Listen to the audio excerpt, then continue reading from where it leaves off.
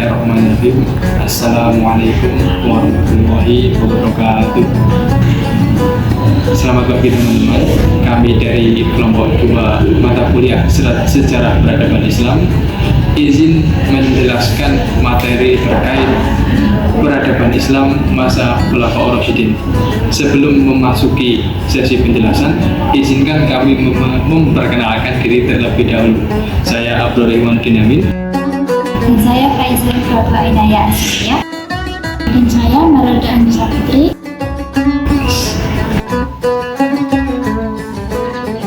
Halo teman-teman, kalian tahu nggak Khulafaur Rasyidin itu apa? Khulafaur Rasyidin adalah sebutan yang digunakan oleh Muslim Sunni untuk empat pemimpin pertama negara Islam setelah wafatnya Nabi Muhammad SAW. Jadi, Khulafaur Rasyidin itu adalah pemimpin yang bijaksana. Mereka bertugas sebagai pengganti tugas-tugas Rasulullah SAW. Tugas mereka yaitu sebagai kepala negara, pemimpin pemerintahan, dan pemimpin umat Islam.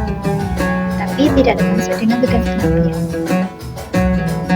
4 orang yang termasuk Khulafaur Rasyidin adalah 1. Abu Bakar As-Siddiq, 2. Umar bin Khattab, 3. Utsman bin Affan, dan yang keempat adalah Ali bin Abi Thalib. Khalifah Abu Bakar As-Siddiq. Jadi teman-teman, sebelum kita masuk ke materi Khalifah Abu Bakar As-Siddiq, perlu teman-teman ketahui bahwasanya Khalifah Abu Bakar As-Siddiq adalah Khalifah pertama dari 4 orang Khalifah. Kita akan bahas dan ulas sampai habis masa kekhalifahan Abu Bakar As-Siddiq. Abu Bakar adalah sahabat atau orang yang paling dekat dengan Rasulullah. Abu Bakar termasuk ke dalam As-Sabiqunal Awwalun. As-Sabiqunal Awwalun adalah orang-orang yang pertama masuk atau memeluk agama Islam. Rasulullah pada saat itu mengajak Abu Bakar untuk masuk ke Islam, dan Abu Bakar langsung menerima ajakan itu tanpa ragu sedikit pun. Ia sepenuhnya mempercayai apa yang disampaikan oleh Rasulullah. Setelah masuk agama Islam, Abu Bakar senantiasa mengikuti dan mendampingi dakwah Rasulullah kemanapun ia pergi. Hingga pada suatu saat, di hari Senin tanggal 29 Safar 11 Hijriah, dalam perjalanan pulang dari daerah Bagi, tiba-tiba Rasulullah merasa sakit kepalanya dan tubuhnya pun merasa sakit juga. Di sini adalah tanda-tanda semakin dekatnya Allah SWT memanggil Rasulullah untuk ke Baitullah atau rumah Allah. Rasulullah SAW wafat pada umur 63 tahun, yakni pada hari Senin 12 Rabiul Awal 11 Hijriah. Setelah sepeninggal Rasulullah, kesedihan dan duka yang mendalam memunculkan kepanikan seluruh umat Islam di Arab pada saat itu, hingga membuat semua orang menduga-duga siapakah yang layak memimpin mereka, siapakah manusia terbaik yang layak mereka teladani, manusia yang mesti mereka taati perintahnya, hamba Allah yang paling mulia di antara mereka. Tak ada seorang pun yang tahu, karena sang Nabi pergi tanpa meninggalkan pesan sedikit pun. Beliau meninggalkan umat tanpa mengabarkan wasiat tentang siapa yang layak menjadi penggantinya, siapa yang layak menjadi penerusnya untuk menyebarkan agama Islam. Pendapat umat terbagi menjadi ke dalam 2 arus utama, pandangan kaum Muhajirin dan pandangan kaum Ansor. Masing-masing dari mereka berpendapat kelompok mereka lah yang paling layak memimpin seluruh umat, hingga menimbulkan perdebatan di antara kedua kaum atau golongan tersebut. Hingga Abu Bakar angkat bicara, yakni terkait siapa yang pantas meneruskan kekhalifahan yang paling layak. Abu Bakar pun berkata, ialah yang paling layak dipegang oleh seorang Quraisy yang mulia. Ia adalah seorang Arab dari sisi keturunannya dan keluarganya. Akan tetapi suasana ketika itu semakin riuh dan perselisihan semakin tajam. Di tengah keramaian itu, tiba-tiba terdengar Umar bin Khattab berteriak dengan lantang, "Wahai Abu Bakar, bentangkan tanganmu." Saat Abu Bakar membentangkan tangannya, Umar langsung membaiatnya. Orang-orang diam terkesima. Namun hanya sekejapan, tindakan Umar itu langsung diikuti oleh kaum Muhajirin dan Ansor tanpa ragu sedikit pun. Mereka turut membaiat Abu Bakar untuk menjadi penerus dakwah Rasulullah SAW. Sepeninggal Rasulullah, tidak ada lagi rujukan utama bagi setiap perilaku mereka. Karena itulah banyak di antara kaum muslimin yang kemudian enggan membayar zakat, atau bahkan yang menyatakan keluar dari Islam. Menghadapi situasi ini, Abu Bakar memutuskan untuk memfokuskan seluruh perhatiannya untuk menciptakan stabilitas umat, mengembalikan akidah sebagian mereka yang telah murtad, serta memaksa mereka yang enggan membayar zakat. Perhatian Abu Bakar terpusat pada tugas untuk membersihkan Islam dari para pembangkang dan orang-orang murtad. Kendali demikian, selama masa kepemimpinan yang pendek, Khalifah Abu Bakar masih sempat menjalankan kebijakan luar negeri seperti menaklukkan daerah-daerah baru dan menahan serangan dari musuh-musuh luar. Secara ringkas, kita dapat mencermati beberapa kebijakan internal yang diterapkan oleh Abu Bakar untuk menjaga keutuhan dan kesejahteraan umat Islam. Berikut beberapa kebijakan beliau. Yang pertama ialah menetapkan bahwa gaji untuk khalifah dari Baitul Mal dengan jumlah yang cukup sehingga tidak perlu mengerjakan pekerjaan lain untuk mengais rezeki. Kedua, menetapkan jalan musyawarah sebagai pemutus perkara dan mengangkat Dewan Syura. Yang ketiga, Abu Bakar membentuk Dewan Syariah sebagai embrio bagi lembaga peradilan Islam yang bertugas untuk memutuskan berbagai perkara yang dilanda atau dihadapi umat Islam. Yang terakhir adalah mengutus beberapa sahabat untuk menjadi wakil khalifah di beberapa wilayah yang dikuasai negara Islam. Mereka bertugas memelihara keamanan dan kestabilan wilayah dan menyebarkan agama Islam.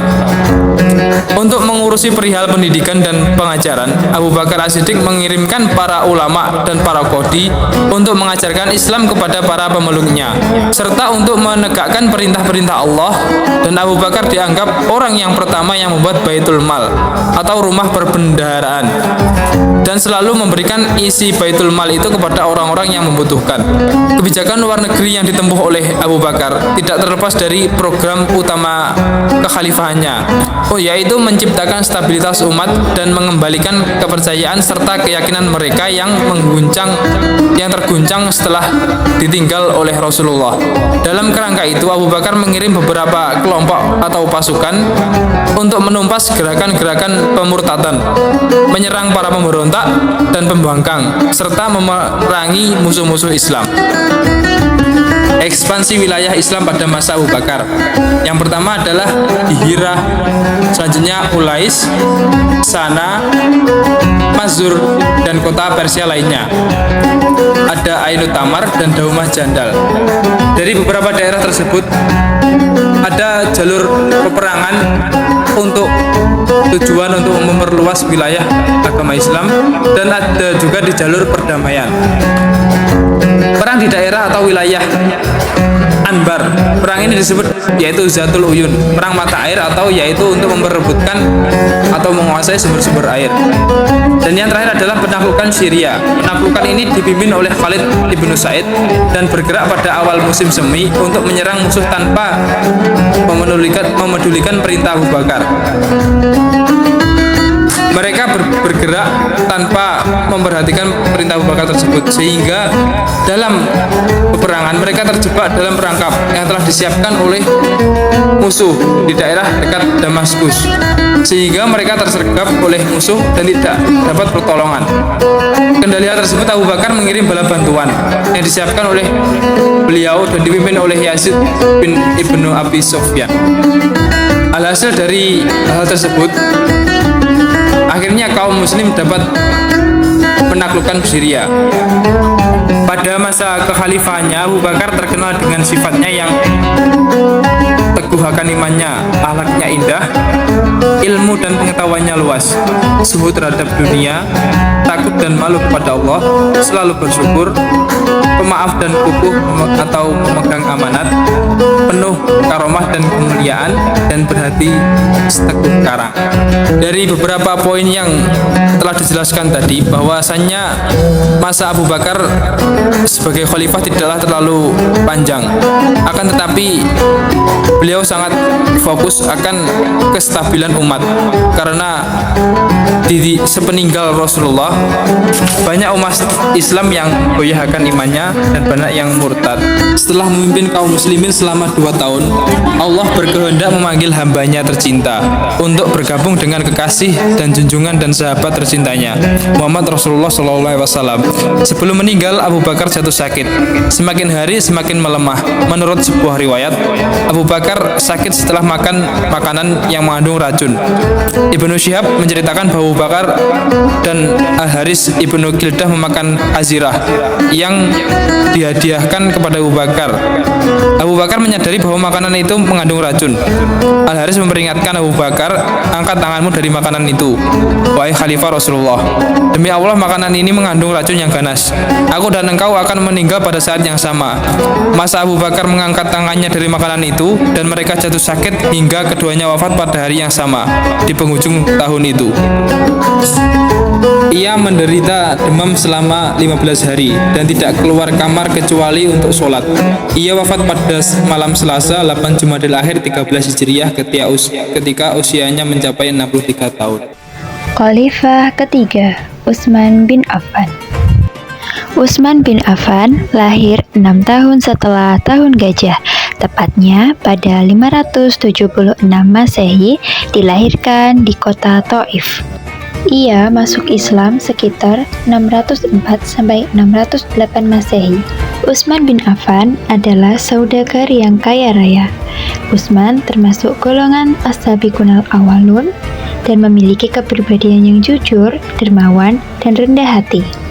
Dari kepribadian tersebut membuat ia dinikahkan dengan 2 anak Rasulullah, yaitu Ruqayyah dan Ummu Kulsum. Ruqayyah wafat setelah perang Badar, kemudian dinikahkan dengan Ummu Kulsum. Ia dijuluki dengan Dzun-Nurain, yang artinya pemilik 2 cahaya, karena beristri 2 putri Nabi Shallallahu Alaihi Wasallam. Sebelum Umar meninggal, ia telah menunjuk 6 anggota dewan untuk memusyawarahkan pemilihan khalifah setelahnya. Mereka adalah Utsman bin Affan, Ali bin Abi Thalib, Abdurrahman bin Auf, Sa'ad bin Abi Waqqas, Zubair bin Awam, dan Thalhah bin Ubaidillah. Mereka diminta berkumpul di sebuah rumah dipandu oleh Abdullah bin Umar yang tidak termasuk anggota dewan. Mereka bermusyawarah di sana selama 3 hari. Selama musyawarah itu tidak mencapai kata sepakat karena tidak ada yang mau mengajukan dirinya untuk dibaiat. Selama masa penetapan, Abdurrahman bin Auf berkeliling meminta pendapat para sahabat, para pemimpin, para pendatang dari Madinah, termasuk juga kepada kaum wanita, anak-anak, dan para budak. Dan ternyata kebanyakan memilih Utsman bin Affan. Pada akhirnya, kaum muslim bersepakat membaiat Utsman bin Affan sebagai khalifah ketiga setelah Abu Bakar As-Siddiq dan Umar bin Khattab. Ketika ditinggalkan oleh Umar bin Khattab, umat Islam berada dalam keadaan yang makmur dan bahagia. Kawasan dunia muslim pun telah bertambah luas.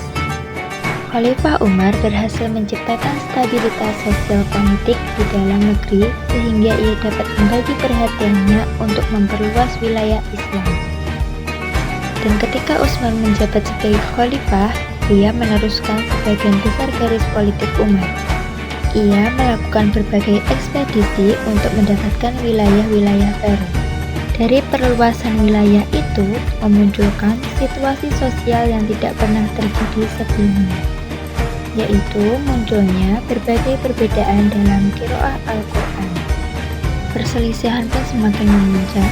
Mereka saling menyalahkan dan mengakukan orang lain karena perbedaan qiraah, sehingga ada murid dan guru yang saling membunuh. Mendengar berita itu, Utsman mengumpulkan 4 orang sahabat untuk menyusun mushaf yang akan menjadi rujukan semua umat Islam. Keempat panitia kodifikasi itu adalah para penghafal Al-Quran yang telah dikenal baik, yaitu Zaid bin Thabit, Abdullah bin Zubair, Sa'id bin Al-As, dan Abdurrahman bin Al-Haris bin Hisham. Kemudian panitia mengumpulkan semua lembar Al-Quran yang dimiliki para sahabat. dan menjadikan mushaf yang disimpan oleh Hafsah sebagai rujukan. Kemudian mereka menyusun satu mushaf utama, lalu membuat beberapa salinan untuk dikirimkan ke seluruh pelosok dunia Islam. Mushaf Utsmani itu berhasil memadamkan perselisihan yang terjadi di tengah umat berkaitan dengan bacaan Al-Quran. Dan mushaf-mushaf lain yang berbeda dari mushaf utama itu diperintahkan untuk dibakar. Ketika Umar bin Khattab wafat, musuh-musuh Islam bersorak gembira. Mereka merasa senang luar biasa karena salah seorang musuh besar mereka yang dikenal gagah dan pemberani kini telah pergi. Dan mereka berpikir bahwa khalifah pengganti Umar tidak akan sekuat dan sepemberani pendahulunya. Dan ternyata khalifah setelah Umar tak kalah pemberani. Ia dikenal sebagai Syekh Al-Mujahidin, yaitu tetuanya kaum pejuang. Utsman telah memperhitungkan dan mengetahui niat buruk musuh-musuh Islam. Karena itulah ia memperkokoh barisan untuk memerangi mereka, menundukkan pihak yang angkuh, menaklukkan daerah lain, dan merangkulnya ke dalam dekapan Islam. Wilayah-wilayah baru yang ditaklukkan oleh Utsman bin Affan terbagi ke dalam dua bagian, yaitu wilayah timur dan barat. Utsman bin Affan memerintahkan Sa'id bin Al-As yang saat itu menjabat sebagai gubernur Kufah untuk menekan pemberontakan di Tabaristan. Pasukan Muslim pertama kali bergerak ke Qomis.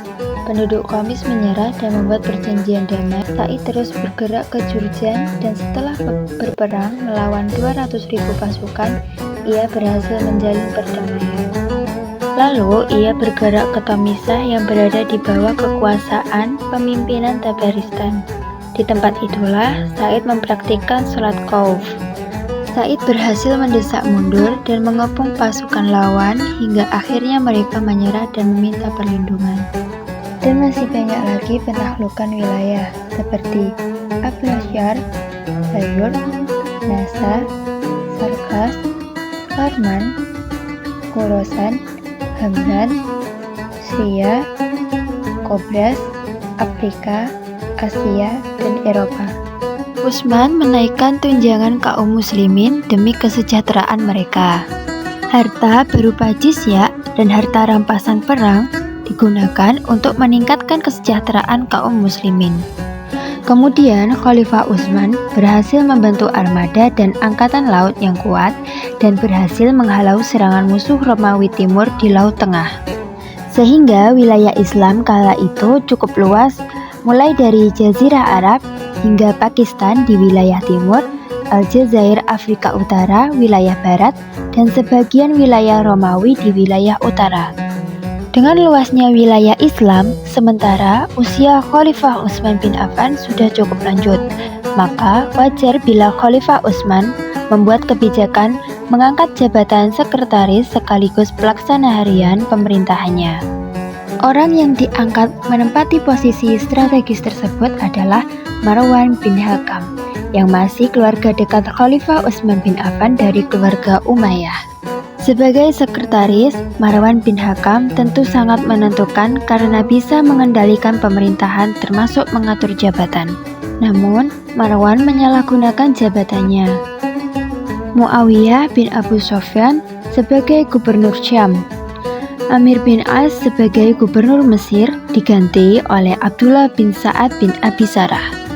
Abdullah bin Amir selaku gubernur Basrah, Sa'ad bin Al-Ash sebagai gubernur Kufah namun diberhentikan, diganti oleh Abu Musa Al-Ash'ari, dan Ya'la bin Umayyah sebagai gubernur Yaman.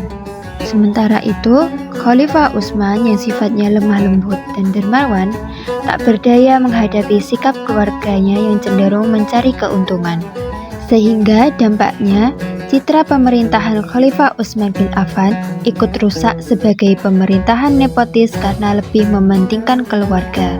Padahal itu bukan salah Khalifah Utsman tetapi Marwan bin Hakam. Lepas dari apapun, titik lemah pemerintahan Khalifah Utsman langsung dimanfaatkan oleh musuh-musuh Islam yang sudah lama ingin menghancurkan Islam.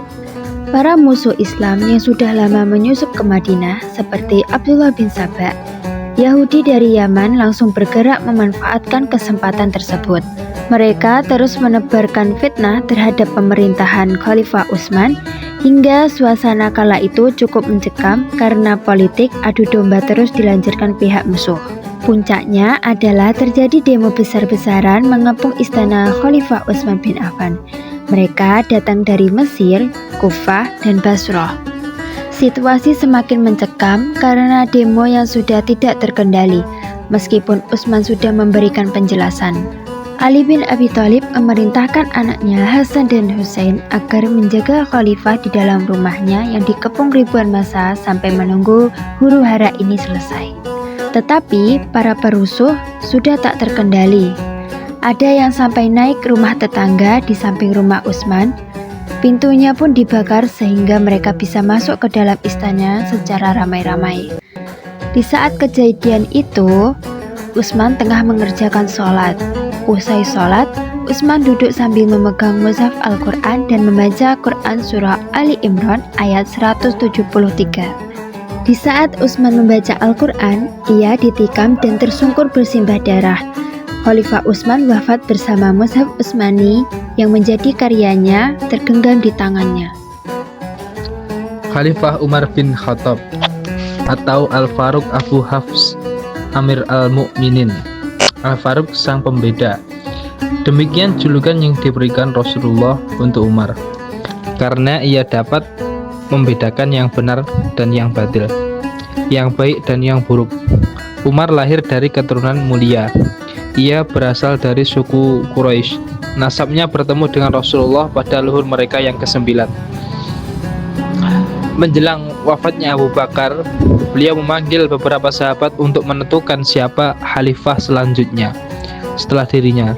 Sejatinya Abu Bakar telah mempunyai pilihan Umar, tapi Abu Bakar meminta dulu pertimbangan beberapa sahabat terkemuka seperti Abdurrahman ibnu Auf, Utsman bin Affan, dan Thalhah bin Ubaidillah.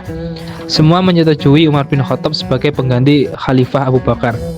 Setelah mendengar persetujuan mereka, Abu Bakar mendiktikan surat wasiat kekhalifahan kepada Utsman bin Affan untuk dibacakan di depan hadapan kaum muslim. Abu Bakar mengecap surat wasiat tersebut. Utsman segera membawa surat tersebut dan membacakannya di hadapan khalayak ramai dan mengambil sumpah setia dari rakyatnya untuk berbaiat kepada Umar. Orang-orang pun memberi sumpah setia mereka. Setelah Nabi wafat, Islam telah tersebar di seluruh semenanjung Arab. Ketika Umar bin Khattab berkuasa, Islam menyebar ke luar semenanjung yang gersang dan tandus, menuju wilayah-wilayah hijau, subur dan kaya, ke kota-kota pusaka, ke negeri-negeri legenda yang memiliki sejarah serta peradaban lebih tinggi. Berikut beberapa kota atau daerah dan negeri yang ditaklukkan pada masa-masa Umar bin Khattab. Penaklukan Suriah. Ada beberapa daerah yang ditaklukkan di Suriah sebagai berikut: Damaskus, Pella, Baalbek dan Emera, Chalcis, Aleppo dan Antioquia. Penaklukan di Palestina, daerah-daerahnya adalah Galilea, pesisir Laventina, Ajnadin dan Yerusalem. Sedangkan penaklukan di Persia adalah paling banyak, yakni Mauqiah Al-Jizr, Yezdargard, Ctesifon, Hulwan dan Mazaban, Ahwas, Tustas, Isfahan, Hamadan Rai, Qom-Bistam, Juzjan dan Tabaristan. Selanjutnya penaklukan di Mesir. Negara Mesir sepenuhnya dapat ditaklukkan pada bulan Rabiul Awal tahun 16 Hijriah. Lalu berdirilah di negeri itu kerajaan Islam. Rasulullah berwasiat kepada khalifah dan umat agar senantiasa mereka menjaga dan mengamalkan, mengajarkan, mendakwahkan dan menyebarkan Islam kepada rakyat dengan sebaik-baiknya dan penuh kesungguhan. Umat Islam menjalankan wasiat mulia Rasulullah ini dengan sebaik-baiknya. Rasulullah tidak pernah mengajarkan umatnya untuk menyebarkan Islam dengan paksaan, apalagi dengan jalan perang dan kekerasan. Allah SWT berfirman, tidak ada paksaan dalam agama. Umar mengajak dunia memeluk Islam dengan ajakan yang baik dan penuh hikmah. Saat masa Khalifah Abu Bakar, Umar memprakarsai penghimpunan Al-Quran pada masa pemerintahannya. Ia menerapkan kebijakan untuk mengajarkan dan menyebarkan Al-Quran yang telah terbentuk dalam bentuk mushaf ke seluruh pelosok negeri. Umar lalu mendirikan madrasah tempat belajar Al-Quran, hadis, fikih, dan ilmu-ilmu agama lainnya di berbagai wilayah. Umar menunjuk beberapa orang untuk melaksanakan berbagai hal tersebut dan memberi mereka gaji yang sangat tinggi. Di sekolah-sekolah tersebut, para siswa diharuskan menghafal sedikitnya 5 surah Al-Quran, yaitu Al-Baqarah, An-Nisa, Al-Hajj, An-Nur, dan Al-Ma'idah.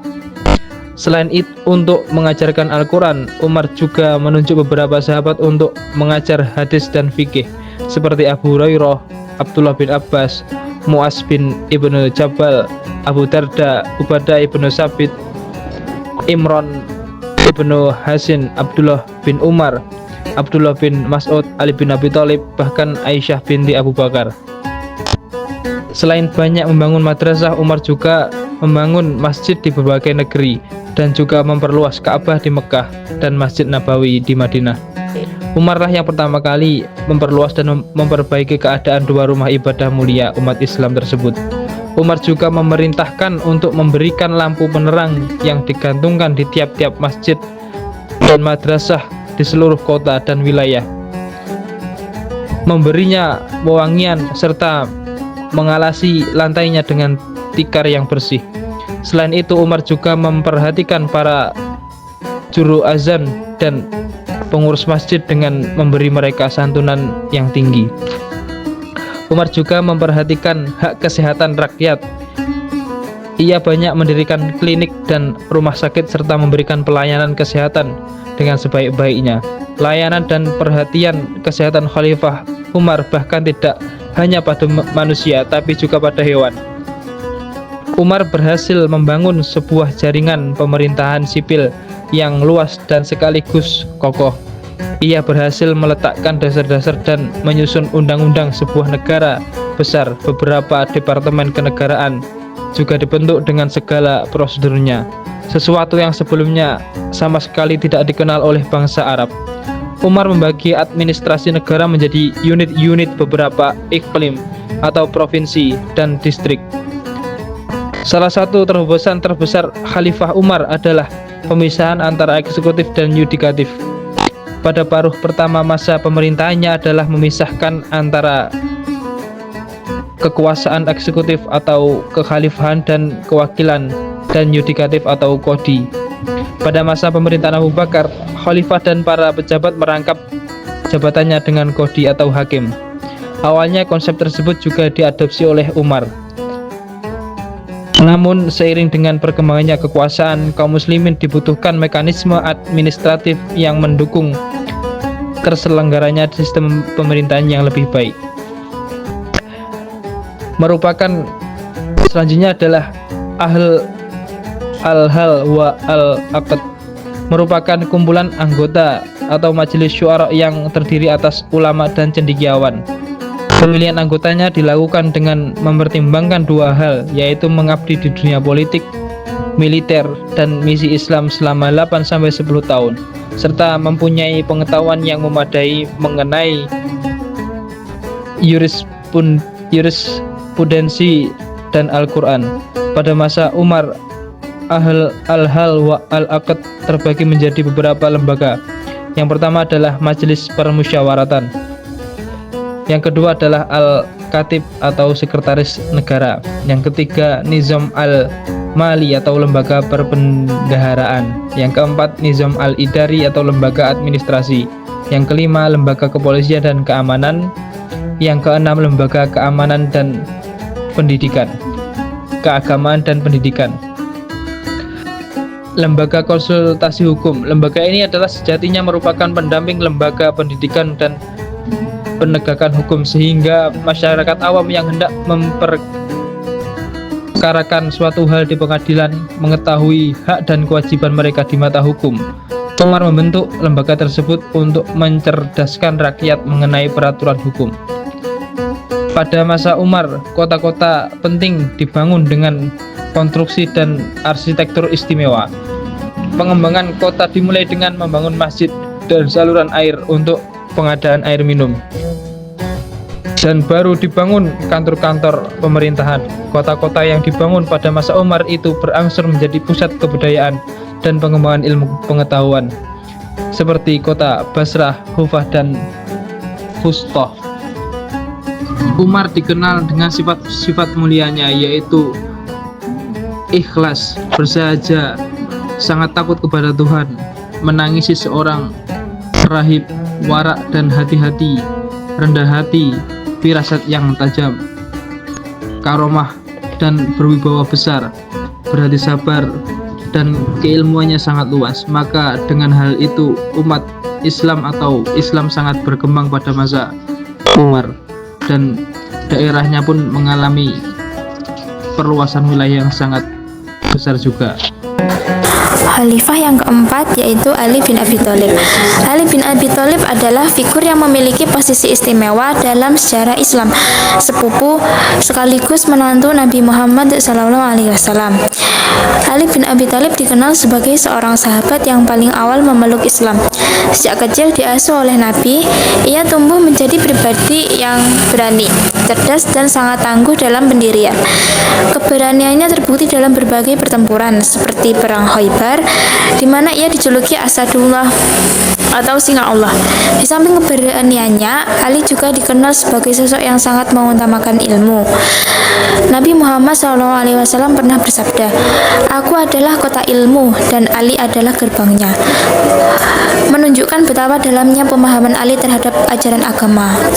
Konflik yang mengiringi pergantian kepemimpinan Ali disebabkan oleh beberapa faktor utama yang kompleks, yang sebagian besar merupakan warisan dari masalah yang belum terselesaikan pada masa kekhalifahan sebelumnya. Perbedaan pendapat ini tidak hanya soal politik, tetapi juga menyangkut ideologi dan sosial. Faktor-faktor penyebab perbedaan tersebut yaitu yang pertama adalah masalah pembunuhan Khalifah Utsman bin Affan. Terbunuhnya Khalifah Utsman adalah pemicu utama. Kelompok yang menuntut balas dendam, terutama Muawiyah bin Abi Sufyan sebagai kerabat Utsman dan gubernur Syam, menuntut agar Ali segera mengusut dan menghukum para pembunuh. Di sisi lain, Ali berpendapat bahwa kondisi saat itu terlalu kacau untuk segera melaksanakan hukum qisas. Ia khawatir tindakan gegabah akan memicu peperangan yang lebih besar. Perbedaan pandangan ini memunculkan dua kelompok. Kelompok yang pertama yaitu kelompok Muawiyah, menganggap Ali terlalu lambat atau bahkan tidak bertanggung jawab atas terbunuhnya Utsman. Mereka menolak membaiat Ali sebagai khalifah sampai Ali memenuhi tuntutan mereka. Kelompok yang kedua ada kelompok Ali. Kelompok Ali menganggap prioritas utama adalah menstabilkan negara yang sedang goyah, baru kemudian menyelesaikan masalah pembunuhan tersebut. Konflik yang kedua yaitu kebijakan politik Ali yang radikal. Setelah diangkat menjadi khalifah, Ali mengambil langkah-langkah untuk mengembalikan tatanan pemerintahan yang dianggapnya menyimpang. Ia langsung memecat para gubernur yang diangkat oleh Khalifah Utsman, termasuk Muawiyah. Kebijakan ini dianggap Muawiyah sebagai tindakan sepihak dan ancaman langsung terhadap kekuasaannya, sehingga ia menolak untuk dilengsarkan. Selain itu, Ali juga menerapkan kebijakan pemerataan kekayaan dengan membagikan harta Baitul Mal secara adil tanpa membedakan status sosial atau senioritas dalam memeluk Islam. Kebijakan ini, meskipun sesuai dengan ajaran Nabi, ditentang oleh sebagian kaum Quraisy dan para sahabat yang sudah terbiasa menerima lebih banyak dari khalifah sebelumnya. Konflik yang ketiga yaitu ambisi politik dan fanatisme kelompok. Masa kepemimpinan Ali diwarnai oleh ambisi politik dari pihak-pihak yang tidak setuju dengannya. Konflik tersebut melibatkan beberapa pihak. Pihak yang pertama yaitu Muawiyah bin Abi Sufyan yang menggunakan tuntutan balas dendam atas kematian Utsman sebagai alasan untuk menolak kepemimpinan Ali dan membangun kekuasaan di Syam yang kemudian menjadi berawal dari berdirinya dinasti Umayyah. Pihak yang kedua yaitu Thalhah dan Zubair dan Aisyah. Meskipun awalnya membaiat Ali, mereka kemudian berbalik menentang karena menganggap Ali tidak segera mengusut pembunuhan Utsman. Mereka memimpin pasukan dan berakhir dengan perang Jamal. Nah, pihak yang terakhir yaitu kelompok Khawarij. Awalnya kelompok Khawarij itu pendukung Ali, namun kemudian berbalik menentang setelah Ali menerima tawaran dalam perang Siffin. Mereka menganggap Ali telah berhukum kepada manusia, bukan kepada Allah, sehingga mereka keluar dari barisan Ali dan menuduh Ali sebagai kafir. Secara ringkas, pergantian kekuasaan Ali bin Abi Thalib menjadi salah satu periode yang paling bergejolak dalam sejarah Islam karena dipicu oleh serangkaian peristiwa, perbedaan pandangan politik, dan ambisi yang saling berhadapan. Masa kekhalifahan Ali bin Abi Thalib yang berlangsung dari tahun 656 hingga 661 Masehi merupakan salah satu periode paling krusial dan bergejolak dalam sejarah Islam setelah era ekspansi besar-besaran di bawah kepemimpinan para khalifah sebelumnya. Masa Ali justru dihadapkan pada tantangan internal yang sangat berat yang dikenal sebagai fitnah kubra atau perang saudara besar. Dakwah pada masa Ali bin Abi Thalib.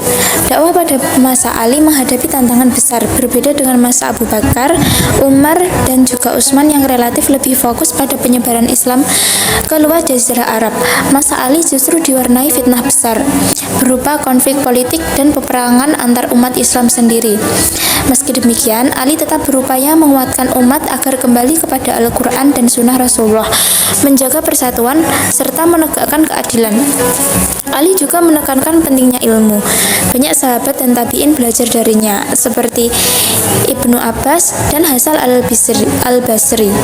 Dengan demikian, walaupun dakwah eksternal terhambat oleh konflik politik, warisan ilmu yang ditinggalkan Ali sangat berpengaruh bagi perkembangan pemikiran Islam di kemudian hari. Pemerintahan pada masa Ali bin Abi Thalib. Ali diangkat menjadi khalifah setelah terbunuhnya Utsman bin Affan pada tahun 656 Masehi. Sebagian sahabat mendukungnya, tetapi sebagian lain meragukan proses pengangkatannya yang berlangsung dalam suasana genting. Ali melakukan beberapa langkah penting, antara lain mengganti gubernur-gubernur yang diangkat Utsman karena sebagian dinilai tidak adil dan menyalahgunakan kekuasaan, menegakkan keadilan sosial dengan menolak perlakuan istimewa bagi kelompok tertentu dalam distribusi harta negara, memindahkan ibu kota dari Madinah ke Kufah agar lebih dekat dengan wilayah strategis dan basis dukungan militer. Namun, pemerintahannya diwarnai konflik besar, yaitu Perang Jamal pada tahun 656 Masehi, melibatkan Aisyah radhiyallahu anha, Thalhah dan Zubair yang menuntut keadilan atas terbunuhnya Utsman. Pertempuran berakhir dengan kemenangan Ali, tetapi menelan banyak korban dari kalangan sahabat. Selanjutnya Perang Siffin pada tahun 657 Masehi melawan Muawiyah bin Abi Sufyan, gubernur Syam, yang juga menuntut penegakan qisas atas terbunuhnya Utsman. Pertempuran ini berakhir dengan peristiwa Tahkim yang melemahkan kedudukan Ali karena memunculkan perpecahan di tubuh pasukannya. Selanjutnya munculnya kelompok Khawarij, yaitu mantan pengikut Ali yang menolak Tahkim dan menganggap Ali maupun Muawiyah telah menyimpang. Mereka kemudian menjadi ancaman serius terhadap stabilitas pemerintahan. Perluasan wilayah Islam pada masa Ali bin Abi Thalib.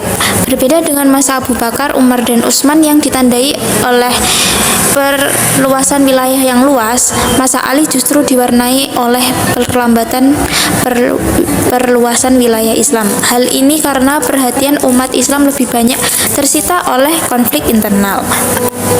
Ali lebih fokus dalam mempertahankan daerah-daerah penting seperti Irak, Persia, sebagian Hijaz, dan Mesir. Namun, pada pertengahan pemerintahannya, Mesir jatuh ke tangan Muawiyah setelah gubernur yang diangkat Ali kalah dalam pertempuran. Dengan demikian, masa Ali bukanlah masa penaklukan baru, melainkan masa pertahanan dan penguatan wilayah Islam yang sudah ada. Meski perluasan wilayah Islam terhambat, pemerintahan Ali memberikan kontribusi penting dalam menjaga agar umat Islam tidak bercerai-berai sepenuhnya di tengah fitnah besar. Akhirnya, pada tahun 661 Masehi, Ali gugur akibat ditikam oleh seorang Khawarij bernama Abdurrahman bin Muljam ketika hendak menunaikan salat subuh di Kufah. Wafatnya Ali menandai berakhirnya masa Khulafaur Rasyidin dan membuka jalan bagi berdirinya dinasti Umayyah di bawah pimpinan Muawiyah bin Abi Sufyan. Jika ada kurangnya kami mohon maaf, jika ada lebihnya datangnya